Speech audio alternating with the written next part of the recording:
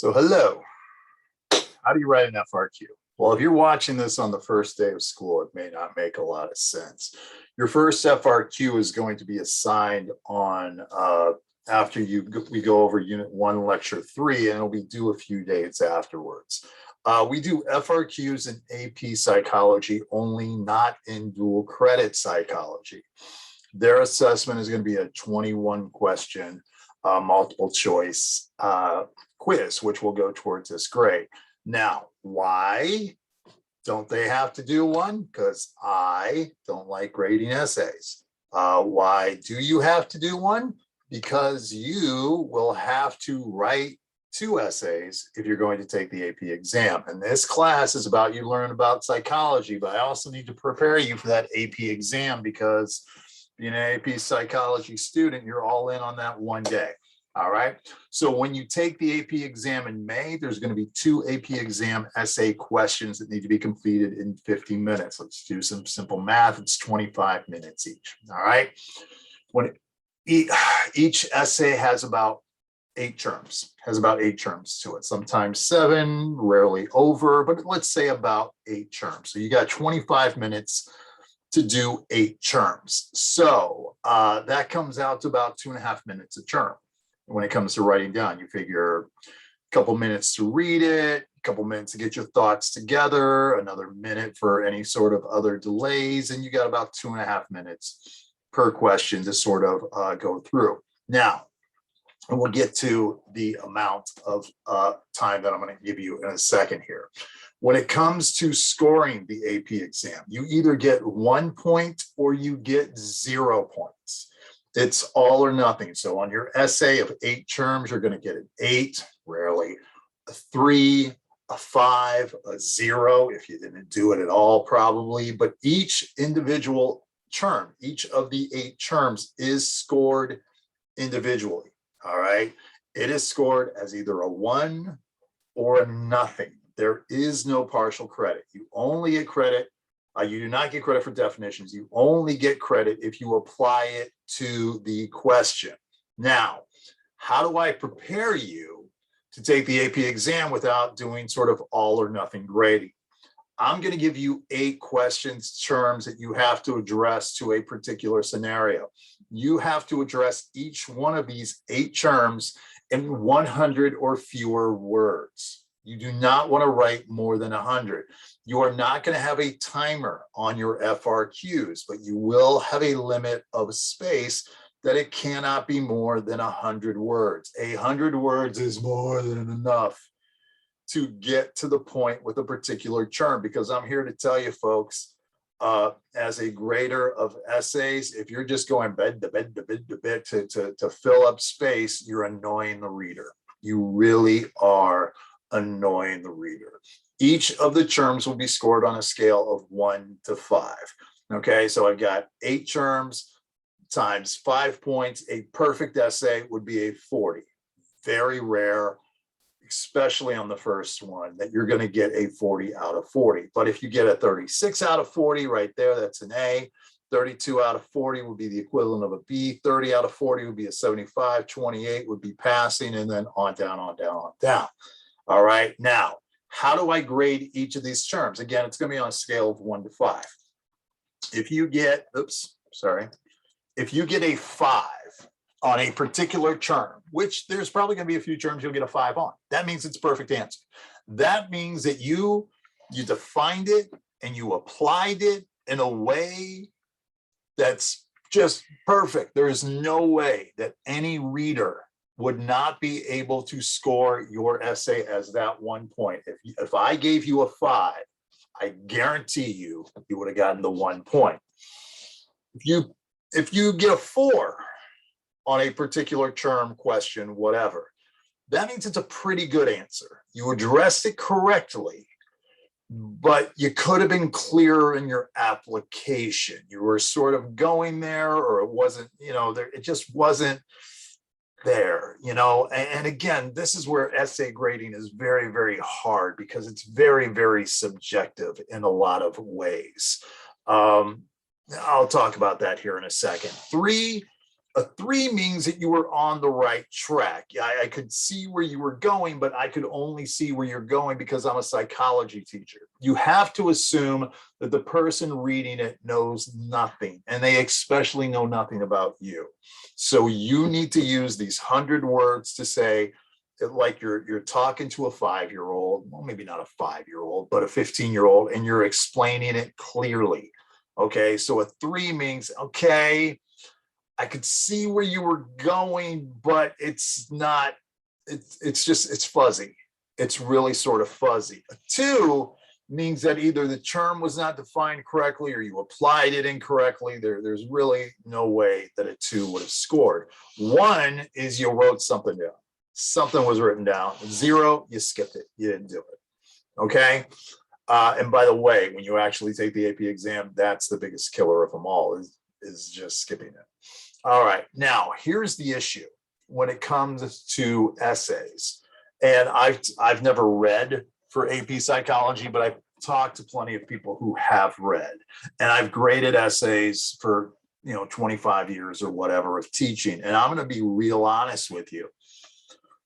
Part of it is what you write. Part of it is completely outside your control.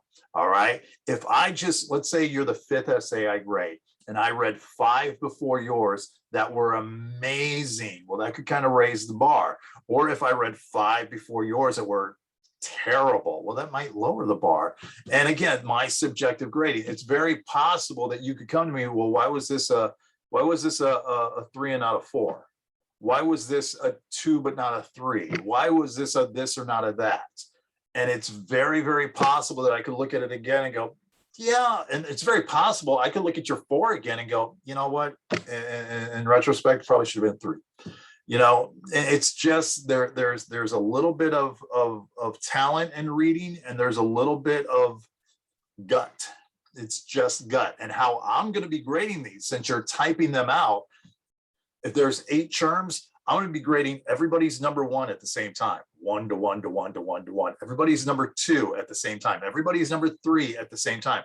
And what's very important while you write this is that one doesn't necessarily have to be connected to the other. They're each kind of individual things. They'll all get added up at the end. Okay. So again, you're looking for a total of 40 points. Now, if you're like, well, what is this? If I get a 38 out of 40, what is that? What does that count as? A 38. Well, you take 38, you multiply it by 2.5. Okay, because 40 times 2.5 is 100. So whatever your grade is times 2.5 will give you that number grade or that percentage grade, if that makes you feel better. All right. So with that being said, here's what we're going to take a look at here. We're going to take a look at actual exam questions from between 2015 and 2021. I'm actually only going to use 2021 and 2019. We're not going to use 2020 because that was a mess. That's when it became all essay. And I actually, I had like 20 kids out of 100 or so that took it. I had 20 that failed. And of those 20, I think I challenged 12 of them. And I think of the 12 that I challenged, 9 of them were overturned from failing to passing. 1 of them went from a 2 to a 4. So again, you have no idea. You have no idea who's going to grade it come May. Now you know I'm going to grade it, but you got to assume that I don't know anything, which isn't really a hard assumption to make. But you don't know when it runs in patterns, and we'll talk about this down the road. We'll talk about things that affect our thinking. There's a study that was done in Israel of parole boards where they discovered that those people who were up for parole, and it was like early in the morning, you were more likely to get parole. Then if it was closer to lunchtime, you were less likely. And then you ate your lunch. They ate their lunch, so they came back all full and happy. Then you were more likely to get parole. So again, mood can have a lot to do with it. If I'm grading this on Sunday, did the Bengals win? Ooh, you're screwed. No, but there could be a lot of things, and that's why I got to be in a good state of mind. That's why also sometimes when I'm grading essays, I got to get up and walk away from them. So yeah, there's a lot of things here. So we're going to take a look at a couple of questions. I think 3 questions. And I only want to use questions over material that this first FRQ has covered. So only things on scientific method, correlation, causation, experiments, ethics and research, all those things. The other questions we're going to skip. This one we're going to skip because we haven't learned about algorithms in here. We haven't learned about behavioral approach, whatnot. So let's skip past this. All right, here we go. How to write an FRQ. Let's take a look at this question. Let me move myself out of the way. Dr. Jones was doing a formal research study of the effect of mental imagery on memory. She randomly assigned students in the psychology course she was teaching to two groups and required them to complete the task as part of their coursework. 40 students were in each group. Each group was presented the same list of 30-word pairs: tree, book, house, street, friend, cat, etc.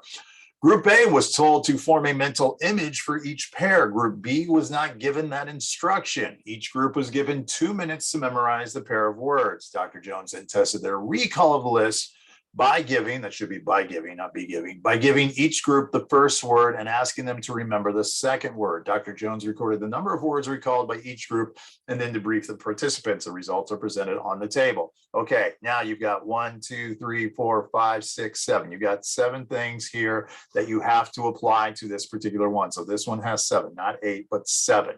All right, and here's your mean number of words recalled, group A, group B. So obviously A is doing better than B, and there's less of a standard deviation between A and group B. So how would we answer each one? Well, identify the independent variable in the study. Can you identify the independent variable? You may want to pause, do this on your own, whatever. Okay, here we go. The independent variable is a variable that the researcher manipulates between the research and the control group. That there is the definition of what an independent variable is. If that's all you wrote down, it would be a 0. They would not grade it. For me, it would be like a 2 or a 3. Maybe I'd give you a 3, but it's not. Maybe it's a 3 because the definition is right, but you never applied it. All you did was give me a definition. And if you give me 3, 3, 3, 3, it's going to be the equivalent of a 60. You're not going to pass if all you do is give me definitions. You got to take it and you got to apply. So again, the independent variable. The independent variable is a variable that the research manipulates between the research group and the control group. In the case of this study, we're applying it. The independent variable are the instructions of forming a mental image, which was given to group A, but not to group B. That's it. So this right here, these 2.5 lines, 44 words, is a perfect answer. That's a perfect answer. You don't have to write a lot to have a perfect 5 answer. That's it, because all it would ask you to do was identify the independent variable. Here, the instructions of forming a mental image, and then you throw a little bit more in there, given to group A, but not to group B. This probably should have been enough, but that probably, if you just wrote this, case of the independent variable, instructions of forming a mental image, if that's all you wrote, I'd probably give you a 4. Okay, the fact that you come here and you go, which was given to group A, but not to group B, you show that there's a variation in the independent variable. Okay, so that's the first one. Second one, who is the control group? The control group is a group that is not exposed to the independent variable to see how well the people would naturally perform the task. That's what a control group is. In the case of this experiment, the control group was group B. That right there would have given you a 4. Who was not given the instructions of forming a mental image? That would have given you a 5, because you tell me why they were the control group, because they were not given the instructions. Again, 48 words. 48 words, all it took there. All right. Explain why the type of research design being used is appropriate for this study. The research design, so there's no definition here. You don't have to define what a research design is. The research design was an experiment. So that's recognizing it. That's identifying it, not defining it, but you're identifying it. So you've identified it as an experiment. That's good. To both the control as well as an experimental group. So that's part of it. If that's all you wrote down, it's like a 3, 4. Because you never told me why is it appropriate for the study. You just explained why it was a research design, why it was appropriate for the study. This is appropriate because it not only shows correlation between priming with using mental images, but also shows causation with the instructions given having an impact on recall. Now, again, that would be a little bit harder for you because we haven't talked about memory yet. The next one, explain what the different standard deviations indicate about the data from the two groups. The greater the standard deviation, the more flat the bell curve would be, which means that there was a greater variation of results of people that were not given the mental instructions. The smaller standard deviation not only shows less of a variety in scores, but also the greater impact of the instructions on the memory of the students. Now, if you just wrote this last line from the smaller to the end, that probably would have been a 4. Adding this makes it a 5. Now, again, not just adding more words makes it a 5, but more words that clarify the application makes it more. Explain the ethical flaw that is explicitly presented in this scenario. Now, again, this one I went a little heavy. You probably could have wrote half of this and still gotten the 5, but I just tried to check a bunch of boxes. I tried to find every ethical flaw. Some ethical flaws, and again, you just need an ethical flaw, but some ethical flaws could be that Dr. Jones used this experiment as part of the student's coursework. And if the number correct was taken for a grade, then it does give one group an advantage over another, therefore harming the well-being of those that were simply assigned a more difficult task. That alone, right there, those 50 or so words, that probably would have been a 5. But to ensure that you have it, also, Dr. Jones did not let the students know before the assignment that they were part of a research assignment, although they were debriefed afterwards. That really slam dunks it. Then finally, if Dr. Jones was teaching high school students, it is possible that they are underage and consent could be an issue. So again, all they asked for was explain an ethical flaw. And they're saying the ethical flaw. So it's probably they're looking for one particular one. By addressing 3 different ethical flaws, I'm almost guaranteed on the AP exam that I hit it with one of those 3. They could have been looking for this third one, and I just addressed the first 2, I would have missed it. By hitting all 3 of them, I'm ensuring that I'm going for what the reader is looking for. Okay, so that's an example of how to do it. I'm gonna give you 2 more examples. Don't worry about this one because we haven't gone over that material. Don't worry about this one because we haven't talked about personality, locus of control, afferent neurons, etc. So let's go to this one. Mr. Gomez, let me get myself out of the way here, down there. Ooh, I'm dizzy. Mr. Gomez decides to conduct a study with his 6th grade math class after first obtaining informed consent. Half of his students happen to arrive early for class, group 1, so he uses the time to give them some extra problem-solving tips. The next week, he compares their scores on a quiz with the scores of the students who arrived on time, group 2, and did not receive the tips. The students' grades are represented in the table below. Up there, well, no, up there. Mr. Gomez comes to the conclusion that the problem-solving tips led to higher scores on the quiz. Mr. Gomez posts a table of grades on the door of his classroom to emphasize that the tips helped improve the students' grades. Okay, so identify the dependent variable, explain how the study could be modified to be an experiment, compare the mode of group 1 to the mode of group 2, identify the measure of central tendency that needs to be calculated to determine deviation, explain the ethical flaw that is explicitly presented in the study, and there's a couple of them. Explain how metacognition could be applied to this scenario. Don't worry about that because we haven't talked about metacognition yet. And suppose Mr. Gomez had conducted the study of an experiment without any flaws and obtained the same results, and that the results were statistically significant. Explain how the findings depicted in the table could support the theory of the levels of processing. Oh. So identify the dependent variable. The dependent variable is what changes due to the independent variable. In this case, the dependent variable would be the student's grades on the quiz. That's it, 25 words. The dependent variable students would be the student's grades on the quiz, okay? And again, you're comparing one to the other and the change between the control group and the experimental group. Explain how the study could be modified to be an experiment. This could have been changed to an experiment if the students were randomly selected and assigned, which they were not. It was those who happened to show up early and those who did not. So you don't have a good sample there. It's not a random part of your population. The fact that all the students who received the extra study hints were also students who showed up early shows bias in the test and bias in your sample groups. 41 words, knocked it out.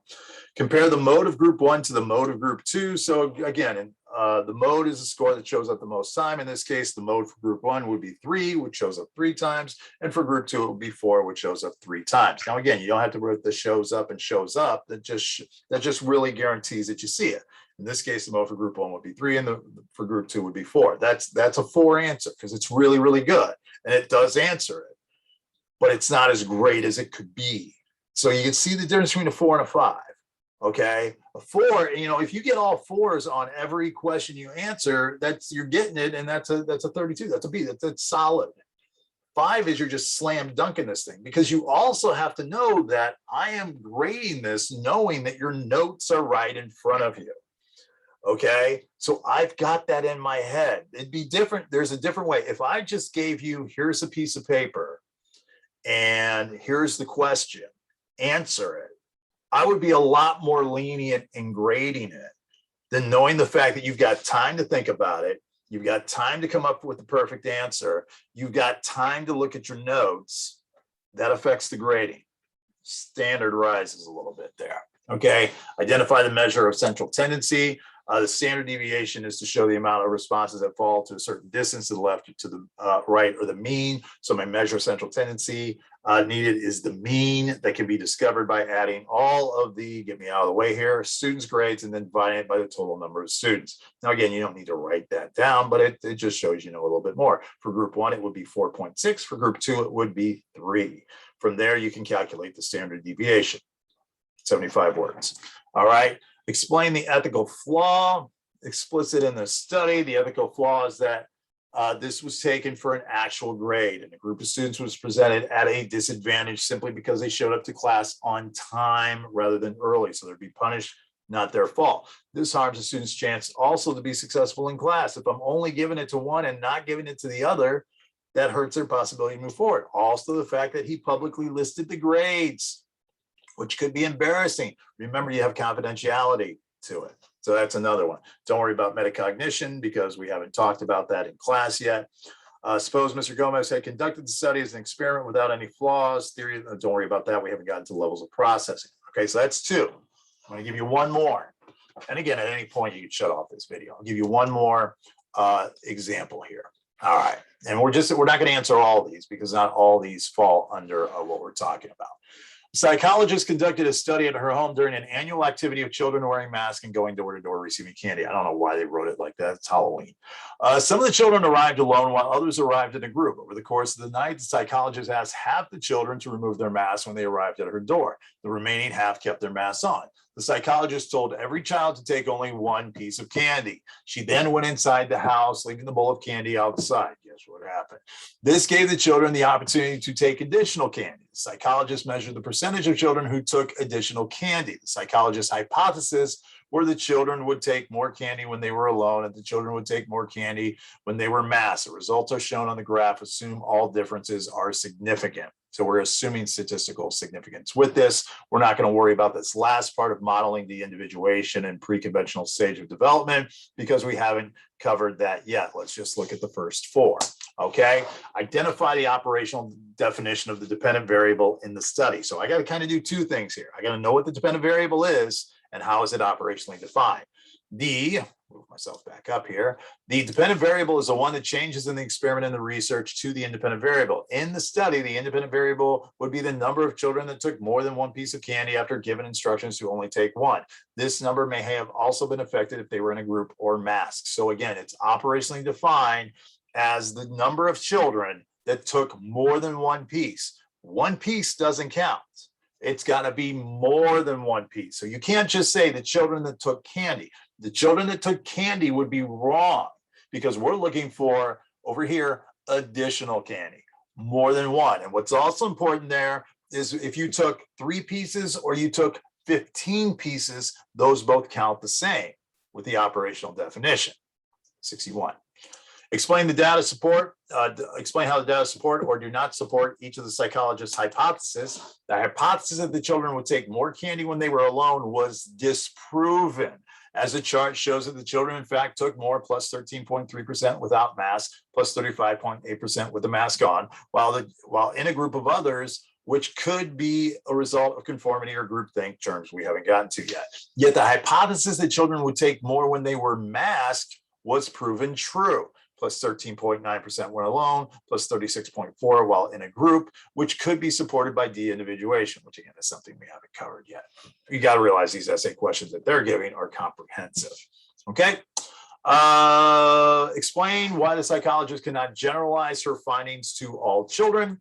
She cannot generalize her findings to all children because her study was limited to the population of her neighborhood where she lives. So you can't say all kids do this because it's just kids in her neighborhood.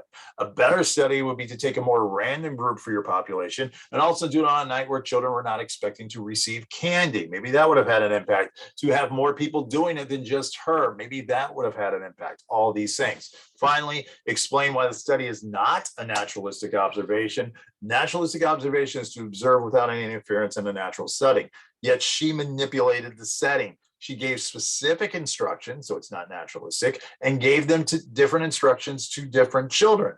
A naturalistic study would have been done if she had simply left a bowl of candy on her porch and then tracked how many the children took without prompting. That would be natural. That would be the kids in their own element. And again, 52 words, 56 words. So that kind of gives you an idea of what we're looking for here. Let me go back.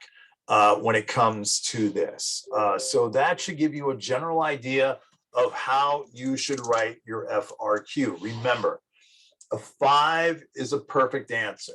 When you see the numbers, when it's graded and you blah, blah, blah, blah. If you got a 5 on a term, that is a perfect answer. There's no way you couldn't have gotten full credit. 4, it's pretty good. It addressed it, but the application was good, but it could have been better. You know, there's a difference between a 4 and a 5. You know, there's a difference between a B and an A. And sometimes it's a little bit of gut there. 3, you're on the right track. I could see where you were going because I'm a psychology teacher. Had I not been a psychology teacher, I ain't seen it. 2 was defined and or applied incorrectly. No way it would have scored 1. You wrote something down 0, you skipped the chart. Again, 5, 100% guarantee you would get that 1 point on the AP exam. 4, I got about a 75, 80% chance that you would have gotten the point on the AP exam. 3, 40% chance you would have gotten it. 2, 0, 1, 0, 0, 0. That's how you write an FRQ. Okay. Feel free to reach out to me. If you have any questions, feel free to continue. Again, there's a bunch of other questions. This PowerPoint presentation is 73 pages long. So you're more than welcome to pull out the PowerPoint, take a look at it, and go over it on your own. All right. That should be about it. Good luck on that. And let me know if you have any questions.